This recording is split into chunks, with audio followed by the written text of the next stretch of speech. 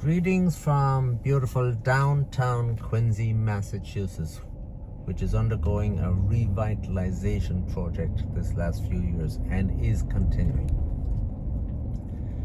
What is on my mind today is I'm beginning to wonder if the Irish race will survive at all, because they just don't seem to have the balls to do it. We've had 3 atrocities recently, and the response of the most important one is very downheartening indeed. So this gay man, he got beaten to death on the streets of Blanchardstown at 4:15 in the afternoon. It was an unfortunate thing in many senses. He was only about 50 to 75 yards away from the house of a well-known gay man. So it might have been that well-known gay man that would fall afoul of these muck savages. But no, it was the other fellow.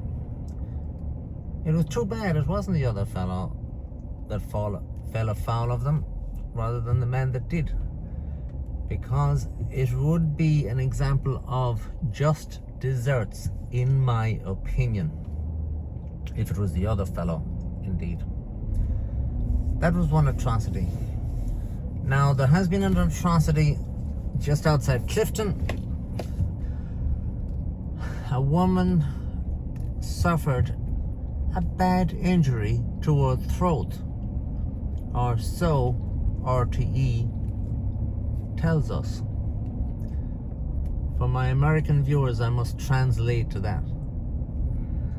That means some muck savage caught her and slit and cut her throat from ear to ear, nearly decapitating her and killing her, because that's what they do in muck savageistan. It's not what they used to do around Clifton anyway, but that's what they do over there. So she was killed. That is a reflection of their culture. This is not just a once-off unusual event at all. God help us when they start throwing acid in Ireland. That's what they do in this subcontinent. Cows are sacred, wives and girlfriends are disposable over there. That's how crazy they are. Now, there was another incident where there was 2 girls walking home late at night from a nightclub or a night out or whatever.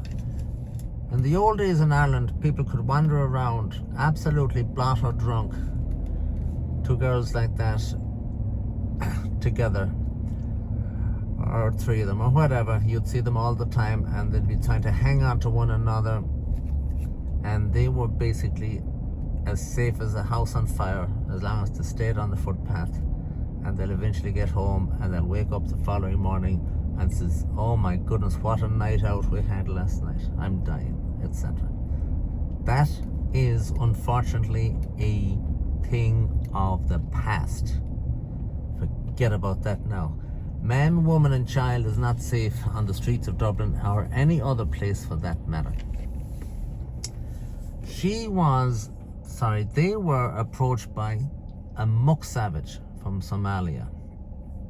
Remember now, we're all supposed to believe, and it's beaten into our brains constantly, 365 days a year, 24 hours a day, that everybody is the same. That's a load of bollocks. Everybody is obviously not the same. If everybody was the same, I'd be Gary Fisher playing chess, or I'd be Robert Bird dunking a ball. Everybody is different. Everybody is unique. It's as simple as that. Anyway, supposedly somebody measured these guys' IQs, and I've seen it referenced and I'd well believe it, that their average IQ is 70. The average IQ in Ireland supposedly is about 100. The average IQ back in Eastern Asian countries is 103 to 105. The average IQ of certain races is even more than that. I would pick out, for example, the Armenians. I would put them at about 108. Everybody's not the same. Anyway, the Somali decided that he needed some sexual activity. And in his society, there's very little difference between a goat, a slow camel, or a woman, as long as she's not Muslim. If she's Muslim, she cannot be touched. But an infidel, a camel, and a goat, those are all identical to a muck savage. Okay.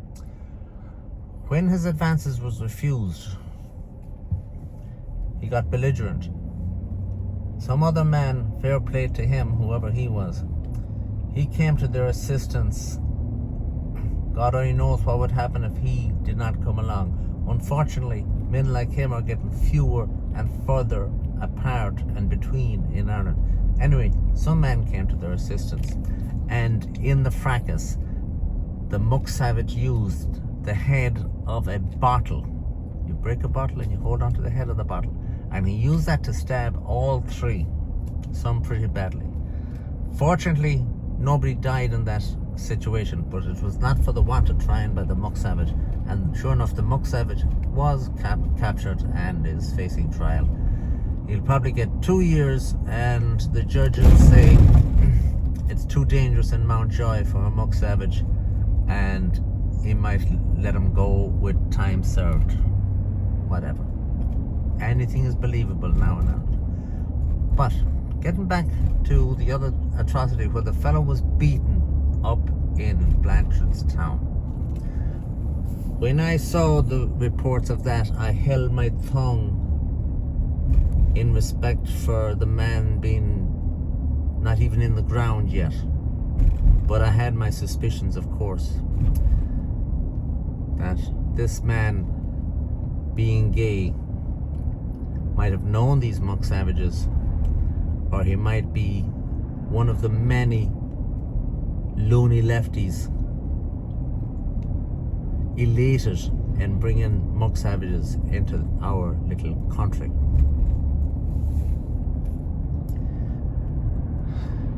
I can only have conjecture as regards him. The fullness of time, I might learn more. Sure enough, I'm wondering what the response is going to be. Needless to say, the vigil. The vigil is, it's like watching Father Ted and the woman giving out the cup of tea. Go on, go on, go on, go on, go on. Vigil, vigil, vigil, vigil, vigil. We are now vigiled to death. The last vigil should have been for the lady down in Offaly. And there should be no more vigils from now on. I wish I could wave a wand and make vigils outlawed, because they're a fucking waste of time. Vigil me bollocks. Anyway, the vigil was held. The parents of the family came out with a beautiful video. So I watched the video. A message from their son. My worst fears, of course, were realized. What they were pointing out, they asked us all to do a kindness. A fucking kindness? Because their son was loved by everybody. He was, in my bollocks, loved by everybody. He was not loved by the two muck savages that beat him to death. Or maybe that's love in muck's savage Istan. I don't know what the hell is going on. But that sort of carry on now is just a pain in my bollocks watching this from afar. Vigils and rest in peace. There's no resting in peace. The guy was beaten to death. He's resting in pieces, maybe. That's what they mean by rest in peace. The time for that now is all over. It's time for people to grow a little bit of metal I would suggest that men form chocklocks. Chock as in a house, G-S-E-H, chock, L-S-E-H, lock, chock, lock. Plural, chockly, L-A-I-G-H, okay. It's also time people try to learn a bit of Irish for themselves. Anyway, the chocklock was an important unit of society back in the old days. Many chocklocks would come together and form a clana, and then they would form coming together under a chieftain, and that would be a tua, T-U-A-T-H, tua, clan, chocklock. I would suggest people come and form their chocklocks. I would suggest 3 men, that's plenty. Because if somebody talks out of school, it's got to be one of the other 2 guys, and you'll figure it out pretty quick, and you'll take care of business. And that is what should be going on. The chocklocks then should be coming together to form clans, as I said. And it's time a type of militia was organized. Human nature is people act. There's 2 things that make people act in a certain way: fear and self-interest.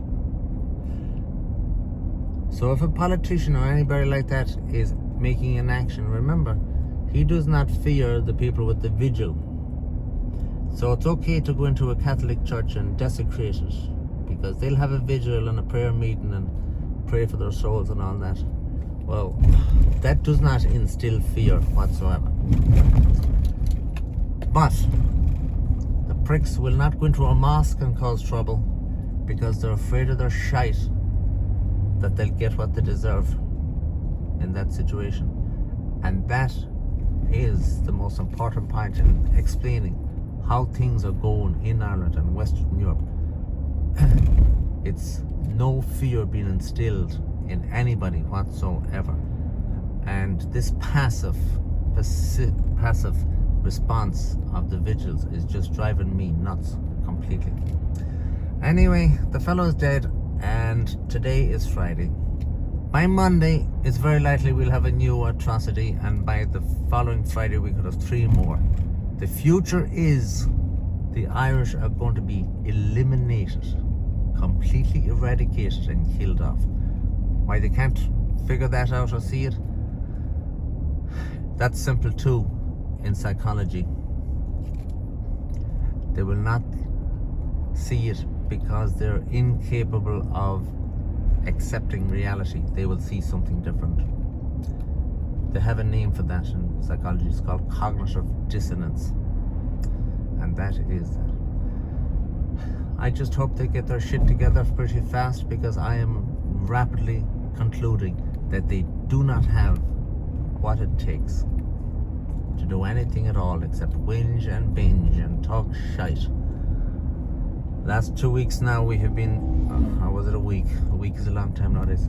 We've inundated with people arguing and bollocksing about 2 lads that went to London and they stood beside another bollocks by the name of Tommy Robinson.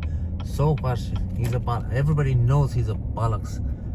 But that does not make it beneficial to anybody to have all the Irish nationalists arguing and bickering and calling names. They are a fucking disgrace. Thank you for watching.